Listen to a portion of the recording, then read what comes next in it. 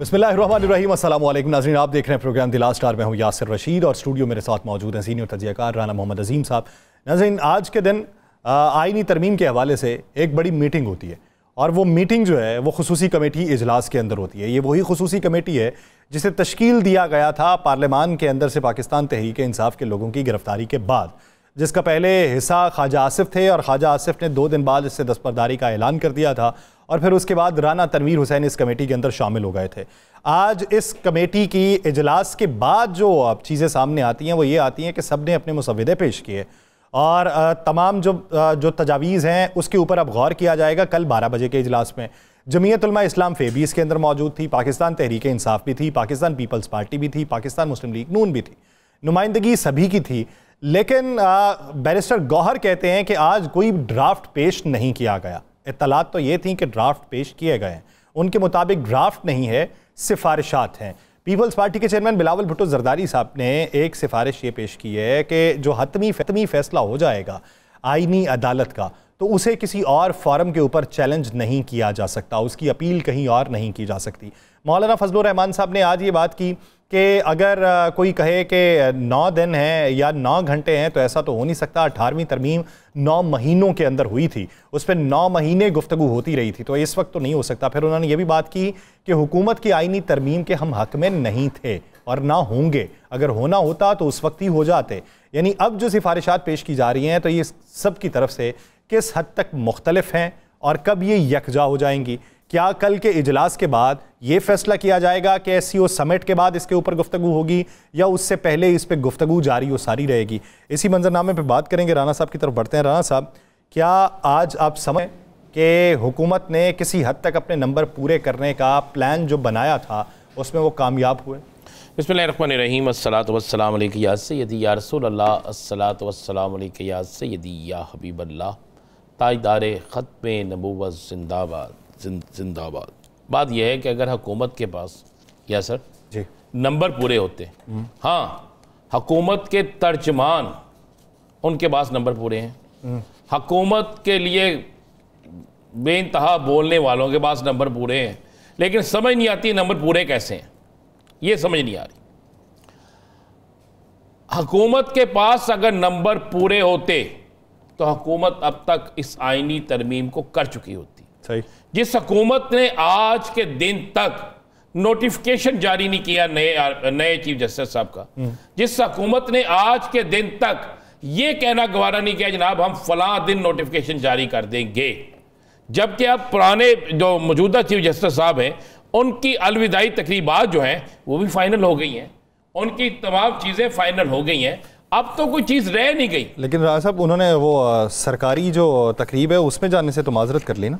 उन्होंने कहा पैसे खर्च होते हैं, उन्होंने कहा जी 20 लाख खर्च होता है तो मैं उसमें नहीं जाऊंगा। हाँ, जो बार की है उसके अंदर मैं शिरकत करूंगा। अच्छी बात है, ये मैं समझता हूँ कि ये रवायत होनी चाहिए, बिल्कुल ये रवायत हर शोबे में होनी चाहिए, हर जगह होनी चाहिए कि सरकार का पैसा जो है वो इन डिनर्स पे नहीं लगना चाहिए, ख़रीदो फरोख्त पे नहीं लगना चाहिए, किसी चीज़ पे नहीं लगना चाहिए, वो अवाम का है, अवाम के कामों पर, अवाम की फलाह बहबूद पे लगना चाहिए। अच्छा, वो बार वाली 24 को है?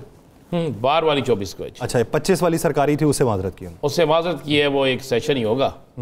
बात यह है कि यासिर साहब अगर इनके पास नंबर पूरे होते तो मुझे एक बात बता दें, तो ये पेश ना कर देते।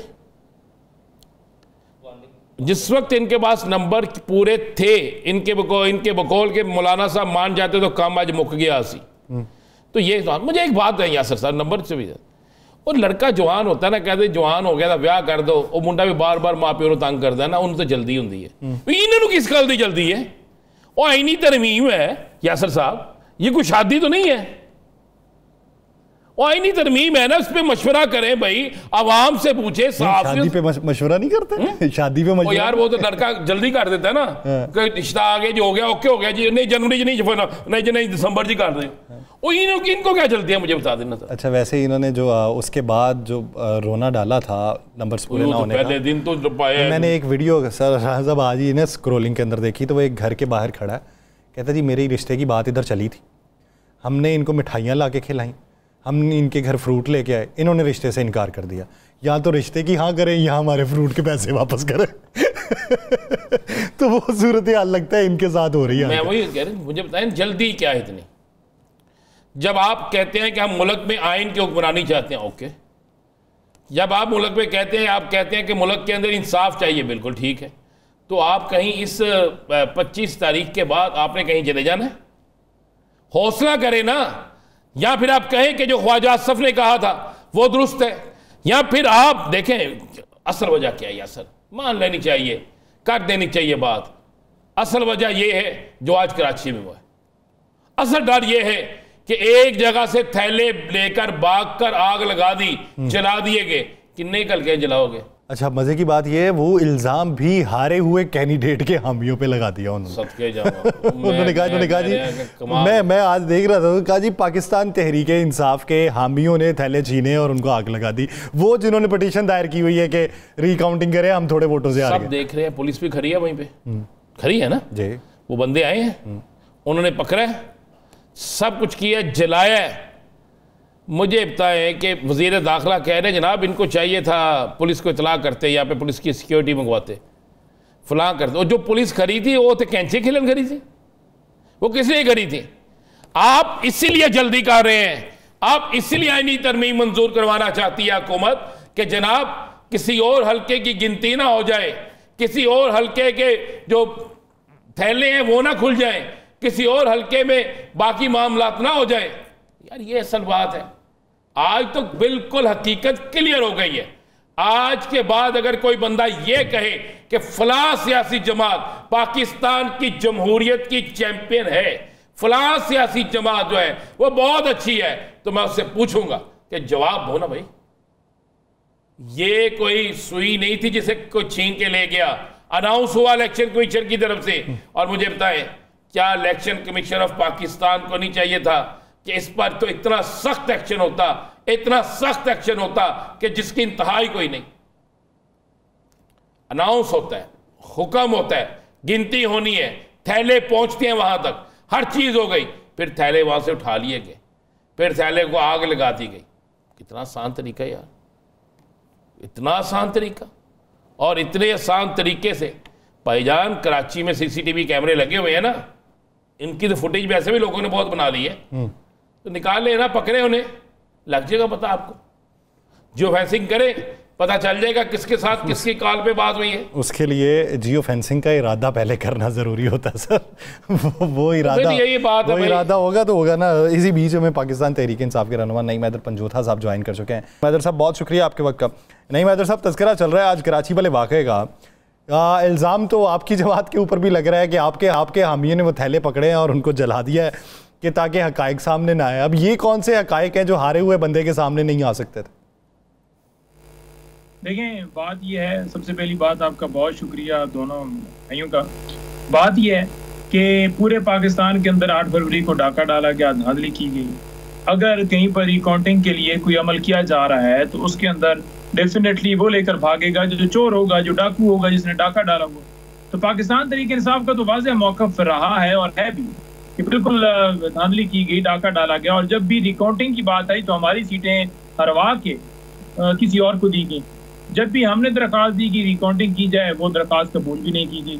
तो ये सारी चीज़ें जो हैं वो मंजर नामे के ऊपर हैं। और मुख्तलिफ जो हैं इदारे, उन्होंने भी रिपोर्टें जारी की, जैसे कि पतन हो या दीगर हो, पपन हो। तो उन्होंने कहा कि जी बिल्कुल फलां हल्के से भी वो हार गया है, शहबाज शरीफ भी हार गया है, उसके अलावा जो तारड़ है ये भी हार गया, जितने इनके रहनुमा ये पीपल्स पार्टी वाले। तो ये डाका तो हमारे साथ डाला गया है और आज भी हमारे लोग वहाँ पर खड़े थे और उन्होंने कहा कि देखिए नामालूम लोग दाखिल हुए हैं और उनके सपोर्ट के अंदर जो पुलिस है वो मौजूद थी, लेकिन उस पुलिस ने रोकने की भी कोशिश नहीं की कि उनको रोका जाए। मुकम्मल तावन के साथ ये किया गया, वहाँ से डब्बे उठाए गए और जलाए गए, पेपर सारा कुछ किया गया। तो ये एक अफसोसनाक सूरत हाल है, क्योंकि इसके अंदर अगर हम देखें तो इलेक्शन कमीशन भी उसके अंदर इन्वॉल्व है। जो पहले इलेक्शन हुआ या जो अब रिकाउंटिंग है या कोई भी अमल है, या सुप्रीम कोर्ट का फैसला या आप रख लें, तो अमल नहीं उसके ऊपर करना वाज़ेह सबूत देता है कि इलेक्शन कमीशन एक पार्टी बना हुआ है, जो कि सुप्रीम कोर्ट भी कह चुका है कि आप पार्टी ना बने, आपका काम है गैर जानबदारी से काम करना। तो सारे अमल के अंदर अगर देखा जाए, चाहे ट्रिब्यूनल हो, चाहे वो इलेक्शन कमीशन हो,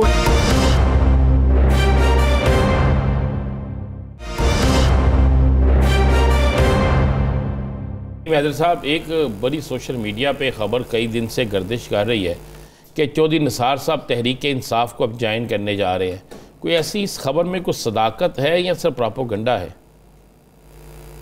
देखिए, खबरें तो जो है वो चल रही थी और आजम सवाती साहब ने भी उनको जो है दावत दी है, लेकिन जहाँ तक बात है, हमने कमेटी के अंदर भी डाला कि क्या कोई उनकी तरफ से कोई बात हुई है, कोई ज्वाइनिंग के हवाले से कोई इस तरह का अमल बनाया गया है या कोई इस तरह की मुशावरत है।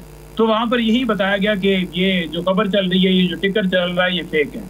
जहाँ तक बात है कि वो आए ज्वाइन करें, तो बिल्कुल मैं तो कभी भी नहीं कहूँगा कि ना ज्वाइन करें। डेफिनेटली पार्टी ने खान साहब की साथ मुशावरत के साथ जो भी फैसला करना है तो उस हिसाब से करके फिर उस हिसाब से उनको वेलकम किया जाएगा। लेकिन पहले डेफिनेटली एक मुशावरत है, मुशावरत अभी नहीं हुई। खान साहब के ऊपर मुलाकातों के हवाले से भी पाबंदी लगाई गई है और वो आपको पता ही है कि उसके अंदर मेरे भाई को भी उठा लिया गया है, जो 3 दिन से अभी बाज़ाब्त करवाने के लिए हम 12 हाई कोर्ट से रजू भी किया है, जहाँ पर उन्होंने जानबूझकर ये 17 के बाद 18 की डेट दी है कि ये जो शंघाई जो तावन कॉन्फ्रेंस हो रही है ये गुजर जाए, उसके बाद जो है वो उनको जो है बाजियाब किया जाए, ताकि खान साहब से इस दरमियान किसी की मुलाकात ना हो सके, जिसमें इंतजार भी टारगेट हुए या उनकी बहनें भी हुई या आज की पिटीशन भी हमारी खारिज हुई है। मुझे ये बता दें, हक है मंजूदा साहब, ये तो बता दें मुझे, हम आपके बंदे पूरे हैं। आज जो हुकूमत ने दावा किया है कि हमारे पास मौलाना साहब भी ना आए तो तहरीक इंसाफ के इतने वोट हमारे पास हैं कि हम 2/3 अक्सरियत से आराम से ये आईनी तरमीम मंजूर करा लेंगे। कौन से आपके बंदे आपके वैसे आपके राब्ते से कटे हुए हैं? कितने लोग हैं जिनसे राब्ता नहीं है? देखिए, हमारे नंबर बिल्कुल पूरे हैं, हमारे नंबर्स में कोई कमी नहीं आई। जहाँ तक बात है डराने की, धमकाने की, ऑफर्स की, वो मैंने आपको बताया कि वो की जा रही हैं। डराया भी जा रहा है, धमकाया भी जा रहे हैं, उनके घरों में छापे मारे जा रहे हैं, उनके कारोबार सील कर रहे हैं ताकि किसी जरूरत वोट मिले। मैंने 2-3 मिसालें आपके सामने रख दी कि ये सारा किया जा रहा है। और जो आकर ये कहते हैं कि हमारे नंबर पूरे हैं, तो मेरा ख्याल में अवाम को निकल कर उनको, क्योंकि अवाम के वोट से एक बंदा MNA बना है, उसको जो है वो गलत तरीके से खरीद कर या उसे डरा कर धमका कर एक ऐसी आईनी तरमीम लाना चाहते हैं जहां पर ऐसी अदालत बनाकर कि वो 3 साल के लिए वो 5 जजेस जो लगाए जाएंगे वो इनकी मर्जी के होंगे और जो वहां पर फैसला आएगा उस फैसले को किसी जगह पर चैलेंज भी नहीं किया जा सकता। तो ये नहीं, ये चाहते हैं कि मुल्क जो है वो एक वजीर आजम की मर्जी से चले। पंजोता साहब, फिर ये बताइए कि जब आपको ये तहफ़्फ़ुज़ात हैं तो आज खुसूसी कमेटी के इजलास में पाकिस्तान तहरीक इंसाफ ने अपनी सिफारिशात क्यों रखी और क्या रखी? नहीं, देखिए, तहफ़्फ़ुज़ात की बात हम तो बिल्कुल, हमारा क्लियर मौक़िफ़ है, खान साहब का क्लियर मौक़िफ़ है कि हम किसी भी इन अनकॉन्स्टिट्यूशनल अमेंडमेंट्स को नहीं मानते जो इनकी तरफ से पेश की गई हैं। हाँ, ये ज़रूर बात है कि मौलाना साहब के साथ जो है तहरीक इंसाफ की बैठक हुई है। उस बैठक के दौरान ये बातें जो हैं कि अगर कोई जुडिशल रिफॉर्म्स की जाएं तो क्या हमारी तजावीज़ होनी चाहिए। तो उन तजावीज़ की हद तक जो है आप इनपुट दे सकते हैं कि जुडिशल रिफॉर्म्स के अंदर कोई अगर चीज़ होती है तो इस हद तक हो, लेकिन जो वो लेकर आना चाहते हैं वो तो चाहते हैं कि मुल्क जो है वो मजीद अंधेरे में चला जाए। तो इसको ना मौलाना साहब तस्लीम करते हैं ना हम करते हैं। हाँ, अच्छी एक राय जो है वो दी जा सकती है, उस अच्छी राय के हवाले से कोई नहीं है, लेकिन इस टाइम के ऊपर जो उनको जितनी जल्दी लगी हुई है और जिस तरह से नंबर पूरे करने के लिए वो सारी तकदो कर रहे हैं, जो वाज़ेह उनका कंडक्ट शो कराता है कि उनके दिल में क्या है, उनका दिल के अंदर, वो कहते हैं दाल काली नहीं, दाल पूरी काली है। तो क्या इतला है, कब तक ये कर रहे हैं इजलास, पार्लियामेंट का इजलास कब बुला रहे हैं ये? देखिए, पार्लियामेंट का इजलास जो है ये जो हमने देखा है कि ये जो है 25 के बाद ही आई थिंक सो इस तरफ बढ़ेंगे, लेकिन ये साथ ये भी चला रहे हैं कि ये 17 तक, क्योंकि ये एक इजलास है, इजलास के बाद जो है हम इसको रखेंगे और इसको आगे बढ़ाएंगे। जिस वक्त भी ये लेकर आना चाहिए, जिस वक्त भी ये सोच रहे हो कि हम लेकर आएंगे, वो वक्त ही उस वक्त ही गलत होगा, क्योंकि ये काम ही सारा गलत है। पहले इन्होंने क्या किया कि 8 फरवरी को डाका डाला और एक अवामी मैंडेट छीना। फिर इन्होंने क्या किया कि रिकाउंटिंग के जरिए सीटें दी। फिर इन्होंने क्या किया कि जो एक जमात को वोट मिला है मखसूस में, जिसने उसका हक है, वो लेने के लिए पहुंच गए। फिर आप क्या कर रहे हैं कि हमारे लोगों को अगवा किसी सूरत नंबर पूरा करना है ताकि जो इनकी चोरी है ना वो बची रहे, जो डाका डाला गया वो बचा रहे और एक जमात के ऊपर क्रैकडाउन किया जाए। आपने ये कहा कि दबाव भी है और ऑफर्स भी हैं। ऑफर्स के मुतालिक असद कैसर साहब की राय जो है वो एक बार ज़रा सुन लेते हैं। असद कैसर साहब ने पाकिस्तान तहरीक के मेंबर्स को ऑफर के बारे में क्या कहा है, वो जरा मुलाहिजा करें। आप जोर से, जबरदस्ती से और लालच यानी ज़र से आप कानून साजी के लिए MNAs को खरीदे या दबाएं, और तकरीबन 20-20 करोड़ रुपए के ऑफर भी है और मिनिस्ट्री के ऑफर। ये कानून साजी का कौन सा तरीका है? 20 करोड़ तक की ऑफर है, ये असद कैसर साहब क्लेम कर रहे हैं।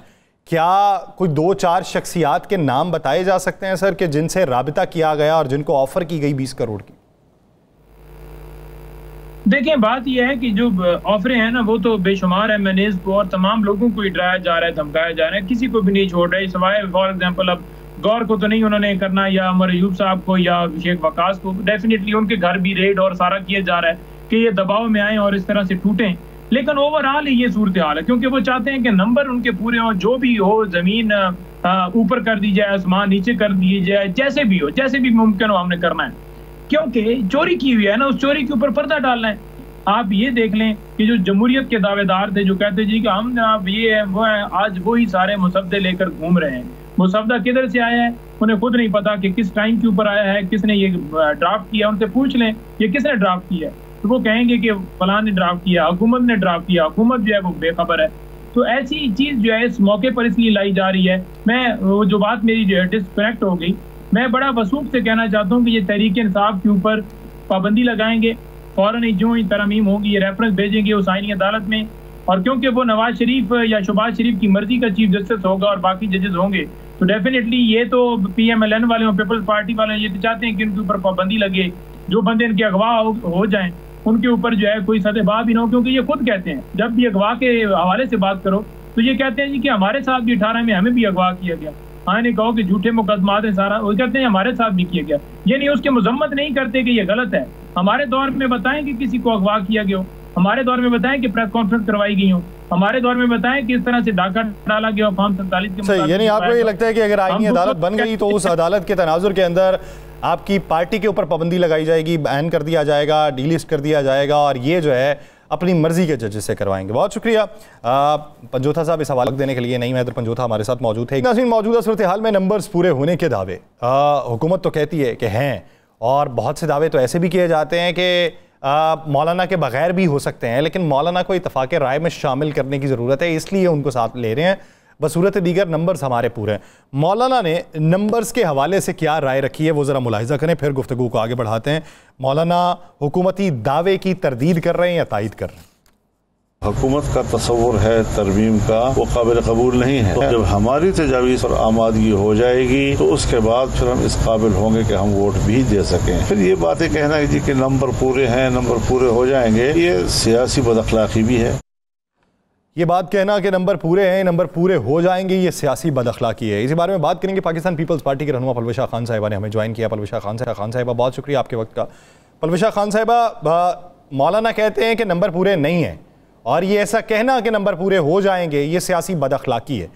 तो अभी जो ड्राफ्ट पाकिस्तान पीपल्स पार्टी ने तैयार किया है, क्या इत्तलात हैं कि मौलाना उस ड्राफ्ट की किस हद तक तायद करेंगे? बहुत शुक्रिया। देखिए, जो ड्राफ्ट मेरी नज़र से गुजरा है वो कॉन्स्टिट्यूशनल कोर्ट के हवाले से है, और उसमें प्रोविंशियल और जो सेंट्रल कॉन्स्टिट्यूशनल कोर्ट का तस्वर जो है वो पेश किया गया है, और उसमें वही बातें हैं जो पहले मीडिया से शेयर की गई, किस तरीके से रोटेशन होगी चीफ जस्टिस की, और उनकी तैनाती का जो तरीका है उसमें कौन कौन होंगे शामिल, किस तरीके से उसको कमेटी जो है वो बनाई जाएगी, और उसके अलावा इसी तरह सूबाई जो कॉन्स्टिट्यूशनल कोर्ट्स होंगी।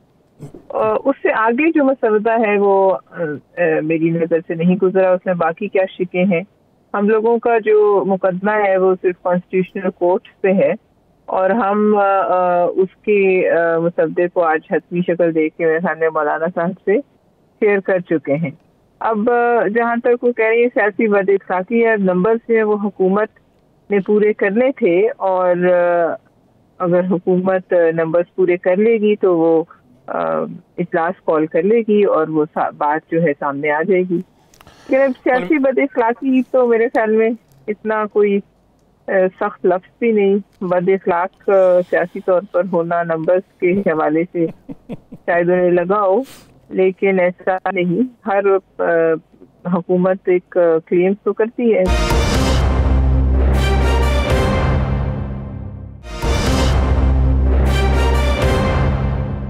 वो एहतजाज की कॉल में वो मौक़िफ़ यह अपनाते हैं कि आप हमें मुलाकात की इजाज़त दे दें, हमें एहतजाज को कैंसिल कर दें। देखिए, ये एक बहुत ही अफसोसनाक बात है कि इतनी बड़ी पॉलिटिकल पार्टी जिसके इतने चाहने वाले हैं हर जगह, मतलब ये मुलाकात जो है ये 18 के बाद नहीं हो सकती।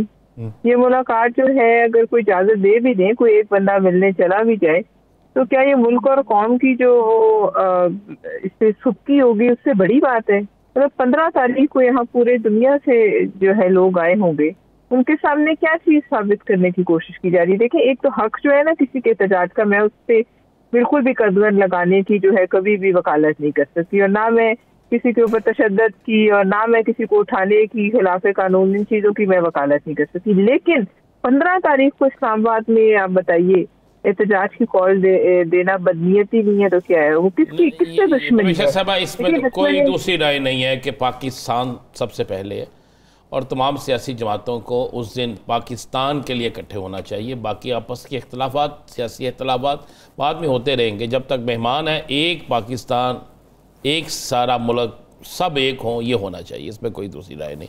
अच्छा परवेश साहब, आज एक कराची में वाक़या हो गया, वो दिन दिहाड़े बेल्ट पेपर के थैले उठा के ले गए, उसे आग लगा दी गई, क्या बना, कुछ पता चला है वो कौन थे? देखिए, मेरे इल्म में वाक़या नहीं है, आप बता रहे हैं तो मुझे अभी पता चला है कि कहाँ वाक़या हुआ है। मेरी नज़र से वाक़या नहीं गुजरा या मिस हो गया है। मैं तो ये मसबतों पर और जो ये एहतजाज की पॉलिसी पे गौर कर रही थी, लिहाजा ये मुझे इल्म नहीं है, मैं झूठ बोलूँ इस मामले में।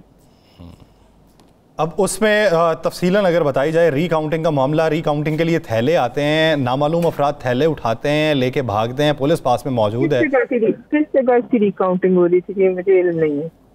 ये कराची का एक हल्का है NA का, उसमें PTI ने दरखास्त दी थी कि रीकाउंटिंग की, जिसकी रीकाउंटिंग का हुक्म हो गया, और आज रीकाउंटिंग के लिए जैसे ही वहाँ पे थैले आए तो कुछ लोग आए, उन्होंने थैले उठाए और लेकर भाग गए। दूर जाकर उन्होंने आग लगाई, पेट्रोल फेंक के उन्होंने जला दिया, और पुलिस वहाँ खड़ी सिर्फ देखती रही। ये आपके अब्दुल हकीम बलोच हैं, आप ही की पार्टी के NA 231, उसके 4 पोलिंग स्टेशन थे जिनकी रीकाउंटिंग का मामला था, तो आज उसके थैले आए हैं, वो नामालूम अफराद ने उठाए हैं, पुलिस के सामने आग लगा दी।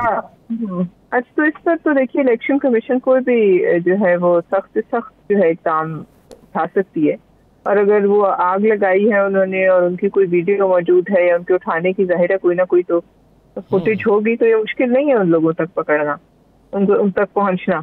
तो ये इलेक्शन कमीशन का काम है कि वो इन लोगों तक पहुंचे और देखे कि कौन थे और इसके पीछे कौन है। इसमें तो देखिए कोई ऐसी बात नहीं है जिसको मैं सपोर्ट करूं कि वोट के थैले उठा के कोई भाग गया, इसमें कोई भी हो सके। देखिए, इस वक्त मुल्क में जो हालात हैं, इस कदर जो है मामला को खराब करने की कोशिश की जा रही है। ये तो चले एक जगह से थैले ले गए, आप ये देख लीजिए कि जो मुल्क में इस वक्त करने की कोशिश की जा रही है, तो जब यहाँ तक मामला पहुँच जाए मुल्क में, भाई तुम होते कौन हो भी नजरसानी करने वाले? आपने इल्हाक किया या आपके किसी बड़े ने इल्हाक किया या आप उस वक्त मौजूद थे जब इल्हाक हुआ?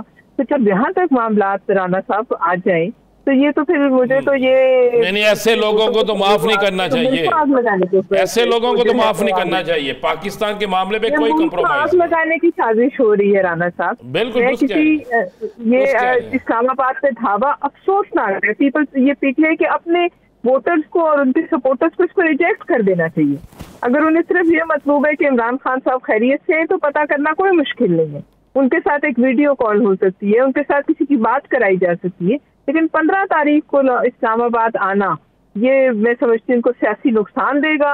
और ये जो बाकी उनके मुखालिफिन बात करते हैं कि इनका वाहिद मकसद, ये देखिए मुल्क जिससे दुश्मनी तो हमारी नहीं है, हमारी एक दूसरे से दुश्मनी हो सकती है, लेकिन उसका खमियाजा मुल्क क्यों भुगते? तो लिहाजा मैं समझती हूँ कि ये मामलात पे जो है ना बड़ी गौर के बाद जो है कुछ फैसला करना पड़ेगा, वरना हम किसी खुदा ना खास्ता बड़े साने से दो चार हो जाएंगे। तो लिहाजा ऐसे हालात पैदा करने के पीछे जो लोग हैं उनको जो है सख्ती से निपटना चाहिए। मैं ये समझती हूँ कि एक बहुत बड़ी साजिश है और इस साजिश के ताने बाने कहाँ जा रहे हैं ये हमारी एजेंसीज को पता होगा। और इस पर मैं ये भी समझती हूँ कि एक इन कैमरा सेशन दोनों हाउसेज ऑफ पार्लियामेंट का होना चाहिए। हमें पता लगना चाहिए कि क्या ये कौन लोग हैं, ये क्या चाह रहे हैं, इनको कहाँ से फंडिंग हासिल है, इनके मुंह में ये नारे कौन डाल रहे हैं। तो मैं अब अफसोस ही कर सकती हूँ कि इस मौके पर पीटीआई अगर खामोश नहीं रह सकती तो इस्लामाबाद पे चढ़ाई का जो ये काम करी है, ये भी पता करना चाहिए कि ये किसने उनको ये फैसला किया। क्या इमरान खान साहब ने उन्हें कहा कि 15 तारीख को इस्लामाबाद पे चढ़ाई कर दो? और क्या वो ये समझते हैं कि जो बाहर की सरबराहान है वो देख के कहेंगे क्या इमरान खान साहब के हम हक में जो है आवाज उठाते हैं और उनको छोड़ दिया जाए? ये सिर्फ शर्मिंदगी और अपने मुल्क की सुर्खी के अलावा कुछ भी नहीं। अच्छा पलवशा खान साहिबा, मौलाना फजलुर रहमान साहब ने एक तजवीज़ रखी। उन्होंने कहा जी कि अगर आपको इतना ही है, और कहा यह जाता है कि पाकिस्तान पीपल्स पार्टी के सामने रखी कि आप 19वीं तरमीम को कलअदम कर दें और 18वीं को बहाल कर लें, अगर इसी ऑप्शन पे आना पड़ता है तो ये पीपल्स पार्टी को किस हद तक काबिल कबूल होगा? देखिए, इस पर मुझे मैं चूंकि साथ नहीं थी जब बातचीत हुई, लिहाजा देखिए मैं पीपल्स पार्टी ने कहा है कि हम कंसेंसस से चलेंगे। ये बात तो उन्होंने बिलावल साहब ने बिल्कुल सीधी और साफ साफ कर दी है कि हम कंसेंसस के अलावा किसी चीज को बुलडोज करने पर यकीन नहीं रखते, और ये इतना बड़ा मामला है, इसको बुलडोज होना भी नहीं चाहिए, और इसीलिए इसमें देर लग रही है। और वो भी कोई इतनी बुरी बात नहीं कि कंसेंसस से अगर कोई काम हो जाए तो वो देर पा होता है। तो लिहाजा हमें अगर ये भी मौलाना साहब ने कहा तो इस पर भी गौर होगा, और जो बात सबको काबिल कबूल होगी तो वो एक जो है तरमीम मसवदा जो है वो फिर कौम के सामने आ जाएगा। इस वक्त सब अपने मसवदों पर काम करें, ये भी एक अच्छी बात है। मैं समझती हूँ कि सब इस बात पर तो राजी हो गए कि हम अपना पॉइंट ऑफ व्यू लेकर आते हैं, उसके जब वो आ जाएगा तो उसमें से जो कॉमनैलिटीज हैं उनको एक जैसी, जहाँ हम एक दूसरे की बात मान सकते हैं, वो एक हतमी शक्ल इख्तियार कर लेंगे। अच्छा पलवशा साहब, आप क्या समझ रही हैं कि सियासी हालात को जब आप बहुत से मामलात पर तमाम सियासी जमातें इकट्ठी हो जाती हैं, अब मसलन इसी तरमीम के मामले पर तहरीक इंसाफ भी आ रही है, तो क्यों ना कल तहरीक इंसाफ के लोगों के साथ सारे लोग ये बात करें कि आप ये क्या कर रहे हैं, और इस कॉल को भी वापस लें और इसके बाद सियासी जो लड़ाई लड़नी है उसके बाद लड़ें। देखिए जी राना साहब, ये बहुत सीनियर लोग हैं, ये हुकूमत में भी रहे हैं, इससे पहले मुख्तलिफ पार्टीज में भी रहे, ये पहली दफा नहीं आए। इनमें से अक्सर वो लोग हैं जो हुकूमती तजर्बा रखते हैं, जो मामलात को समझते हैं। तो वो अगर खुद इस बात को चैलेंज नहीं करे अपनी किसी मजलिस आमला में या किसी मीटिंग में या किसी मशावरत में कि 15 तारीख को अगर वो इस्लामाबाद पे धावा बोलेंगे, तो फिर आप क्या समझते हैं कि उन पे कौन सा स्टिकर लगेगा? अगर वो समझते हैं कि इस तरीके से वो अपने लिए या अपने लीडर के लिए आसानियां पैदा करे, तो फिर वो करके देख ले। लेकिन मुझे अफसोस ये है कि इतने अरसे बाद इस मुल्क में एक अच्छा मौका ऐसा आ रहा था खुशी का, जहाँ बहुत से सरबराहान मुमलिकत कई साल बाद आ रहे हैं, तो उसको अगर गंदा करने का चेहरा है तो फिर इनके सर आ रहे हैं। ये पता नहीं कि ये सियासी तौर पर इनके लिए खुद होगी, और इसके बाद इनके साथ शायद अगर रियायत का मामला कोई करना भी चाहे और कोई सियासी जमात भी इनके हक में बोलना चाहे तो वो नहीं बोल सकेंगे। तो ये इनका आखिरी, मेरे ख्याल से जिसे कहते हैं ना last nail in the coffin, ये खुद अपनी पैरों पे कुल्हाड़ियां मार रहे हैं।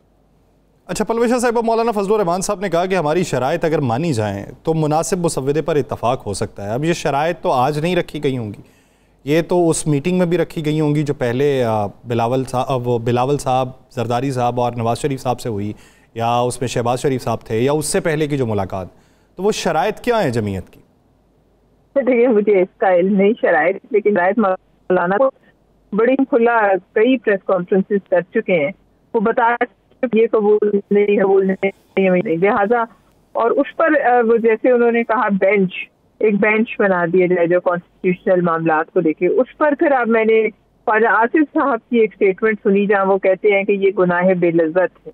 लिहाजा अब मौलाना साहब और हुकूमत और जो इत्तेहादी है वो अगर इस पर नहीं इकट्ठा होते तो जाहिर है फिर ये एक सवालत इख्तियार कर जाएगी, और अगर इनको कोई बीच में कॉमन ग्राउंड्स रखते हैं तो ये मेरे ख्याल में SCO से फौरन बात पास हो जाएगी। लेकिन उससे पहले मैं तो आपको बार बार ये कह रही हूँ, उससे पहले जो सियासी हालात जिस नहज तक जा रहे हैं, हम कोई ऐसी दीवार के साथ ना लग जाएं कि फिर हम सारे जो हैं वो उसका कई आगे आने वाले सालों तक जो है खमियाजा भुगते, जो कि इमरान खान साहब और उनकी पार्टी करने वाले। और जो उसे पहले होने वाला है उसका खमियाजा हमें भुगतना पड़ेगा। उसके बाद आईनी तरमीम के हवाले से जो बातचीत होनी है उसके लिए अगर किसी मुनासिब नुक्ते पर इतफाक हो गया तो हो जाएगी। बहुत शुक्रिया पलवशा खान हवाले से अपना वक्त देने के लिए। नाज़रीन देख रहे इस पर बात करेंगे एक शॉर्ट ब्रेक के बाद, कहीं नहीं जाएगा, स्टे विद अस।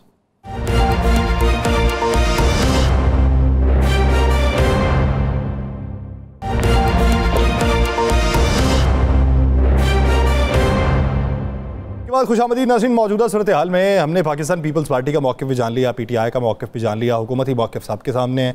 हुकूमत ये समझती है कि उनके नंबर्स पूरे हैं और नंबर्स पूरे होने के बावजूद वो तमाम को इत्तफ़ाक़ राय के अंदर शामिल करना चाहते हैं, लेकिन नंबर्स पूरे होने के जो दावे हुकूमत करती है वो दावों की हकीकत दिखाई नहीं देती। लेकिन जहाँ तक बात है आईनी मुसव्वदे के हवाले से, आईनी मुसव्वदे में किसकी क्या सिफारिशात हैं, कौन सी ऐसी सिफारिशात हैं जिस पे बुनियादी तौर पे एतराज़ात हैं, कुछ पे कम एतराज़ात हैं और कुछ पे नेगोशिएशन हो सकती है, सोच विचार की जा सकती है, लेकिन उसके लिए वक्त दरकार है, और कौन सी ऐसी हैं जिस पे कुली तौर पे क्रॉस है और उस पे कतई तौर पे बात नहीं हो सकती। जमीयत उलमा इस्लाम फ़े ने अपना क्या मुसव्वदा तैयार किया और क्या शराइत हुकूमत के सामने रखी कि जिसके बाद मौलाना फजलुर रहमान साहब ने कहा कि अगर हमारी शराइत को मान लिया जाए तो मुसव्वदे के ऊपर अमल हो सकता है, इसके ऊपर सोच विचार हो सकती है। इसी बारे में बात करेंगे। हमें ज्वाइन किया है जमीयत उलमा इस्लाम फ़े के सीनियर रहनुमा असलम गारी साहब ने। असलम गारी साहब, बहुत शुक्रिया आपके वक्त का।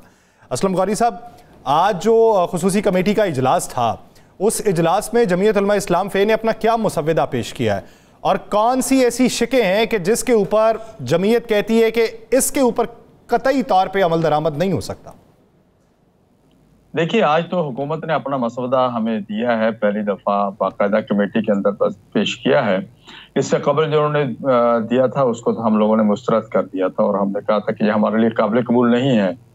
खुसूसन उसमें आइन के आर्टिकल 8 को छेड़ा गया था, फौजी अदालतों के हवाले से था, इस तरह की चीज़ें हमने उस वक्त उनको सब चीज़ों को, और बहुत सी चीज़ें थी, 56 के 56 के करीब आर्टिकल्स थे, हमने सबको उन्होंने पहले तो उन्होंने कहा कि इसको आप बैठ के कोई मसले को हल कर लें, लेकिन हमने कहा कि अगर इसको छेड़खानी करेंगे तो इसमें कुछ भी नहीं बचेगा, सारा कुछ खिचड़ी बन जाएगी। तो फिर उसके बाद ये फैसला हुआ कि इसको मुस्तरद करते हैं, तो हमने उसको मुस्तरद कर दिया था। अब आज जो मसवदा उन्होंने दिया है हम उस पर ज़ेर गौर है, हम उस पर गौर कर रहे हैं और हमने कुछ अपनी चीज़ें भी तैयार की हैं जिसमें जनाब पीपल्स पार्टी ने और हमने आपस में बैठे भी हैं। तकरीबन हम कोई 85 से 90% तक हम दोनों पार्टियां के किसी हद तक एग्री भी हो गए हैं, तो इसको मस्जिद आगे बढ़ा रहे हैं इंशाल्लाह, ये इसको आगे की तरफ लेके जाएंगे इंशाल्लाह। अच्छा गौरी साहब, आपकी मैंने एक स्टेटमेंट सुनी कि आईनी तरमीम के हवाले से ही थी कि आईनी अदालत नहीं आईनी बेंच होना चाहिए। आप क्या समझते हैं, आईनी बेंच या आईनी अदालत? देखिए, आईनी अदालत प्रपोजल तो मौलाना फजल रहमान साहब की थी, पार्लियामेंट हाउस के अंदर तकरीर करते उन्होंने कहा था, और लेकिन ये कि इसको डेडलाइन नहीं करना चाहिए कि आईनी पार्लियामेंट पे हम अड़ जाएं और कहें जी उसके अलावा आईनी अदालत पे अड़ जाएं, हम कहें जी कि कॉन्स्टिट्यूशनल कोर्ट के अलावा हमारा गुजारा नहीं है।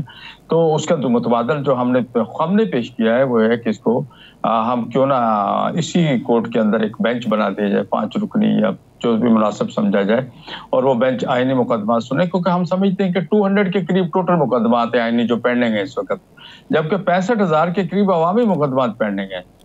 तो 200 मुकदमात के लिए अगर हम अदालत बनाएंगे तो हम भी ये समझते हैं कि इस वक्त वो इतना वर्केबल नहीं होगी।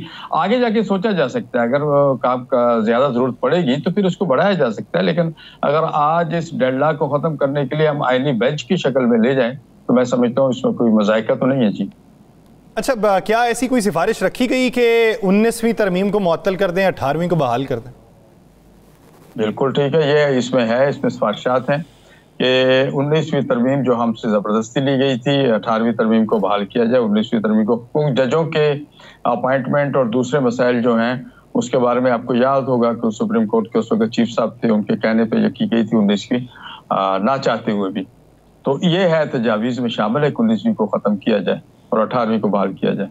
अच्छा गौरी साहब, के हवाले से गौरी साहब क्या इम्कानात हैं, कब तक आईनी तरमीम पर बहस और मुशावरत सारी मुकम्मल हो जाएगी?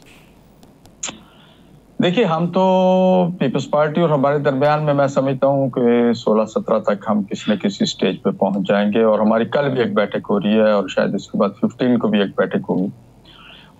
हम उस पर काम कर रहे हैं, और जब ये हो जाएगी, हम दोनों पार्टियां हो जाएंगी, तो हम इसके साथ साथ पीटीआई को भी ऑन बोर्ड ले रहे हैं, इसलिए कि पीटीआई भी अपोजिशन में, हम भी अपोजिशन में है, तो हम अपोजिशन पार्टी को, अपने साथी पार्टी को हम उसमें ऑन बोर्ड लिया हुआ है। हमारे परसों आए भी थे, उनसे बैठ के हमने बात भी की है, सारी चीजें रखी हैं उनके सामने, और इसमें मुतमिन भी थे हमारी गुफ्तगू से, आपने फुटेज देखे होंगे। तो हम कोशिश कर रहे हैं कि कंसेंसस से ऐसी आईनी तरमीम आ जाए जो सबको काबिल कबूल हो, और अगर कोई राणा साहब ऐसी चीज आ जाती है जो मुतनाज़ा होती है, तो ये 1973 का आइन जो हमारे पास एक मौजूद है और जिसको हम सब कहते हैं मुतफिक और मुश्तरका आइन है, तो फिर ये पूरा मुतनाज़ा हो जाएगा। उस आइन को भी तो हमने बचाना है जी। अच्छा असलम गौरी साहब, जैसे आप बात कर रहे हैं कि पाकिस्तान तहरीक इंसाफ अपोजिशन में उसको लूप में लेंगे, तो क्या पीटीआई का अपना कोई ड्राफ्ट है या फिर आपके ड्राफ्ट में उनकी कोई सिफारिशात होंगी? देखिए, मैं समझता हूँ जो कल हमने मीटिंग में डिस्कस की और जो चीजें मैं बैठे होता हमने उनको बताई है, तो उस पर तो वो सारे मुतमिन थे, कोई ऐसी बात नहीं थी। अच्छा। और हम उनको इंशाल्लाह आज या कल तक ड्राफ्ट की कॉपी दे देंगे। कोई ऐसा मुतमिन मुझे नजर नहीं आ रहा था। कल की हमारी जो गुफ्तगू हुई है दोनों पार्टियों के बिटवीन में, तो मुझे उसमें नजर नहीं आया कि उनको कोई बड़ी चीज नजर आई हो। हामिद खान साहब थे, सलमान अकमल राजा साहब थे, बैरिस्टर गौर खुद एक बैरिस्टर हैं, तो सारे वकला थे, रऊफ साहब थे, तो सबके सामने जिस चीजें हमने रखी है कि ये जो हमारी तजावीज है जिसको हम फाइनल करने जा रहे हैं, तो वो उससे मुतमिन थे जी हमारी इस गुफ्तगू से। अच्छा सर गौरी साहब, आपने कहा 16 या 17 तक आप इस पे कोशिश करके फाइनल कर लेंगे, तो इसका मतलब है 25 से पहले फिर आप समझते हैं कि इसको मंजूर करवा लिया जाएगा? देखिए, 25 वाला मामला जो है मैं समझता हूँ ये हमारा हेडेक नहीं है। हमारा हेडेक ये है कंसेंसस से मुश्तरका तौर पर एक आईनी तरमीम लाई जाए जो पूरी कौम को काबिल कबूल हो, और पूरी, चूंकि आईनी तरमीम तो राणा साहब आप जानते हैं पूरी कौम के लिए होती है,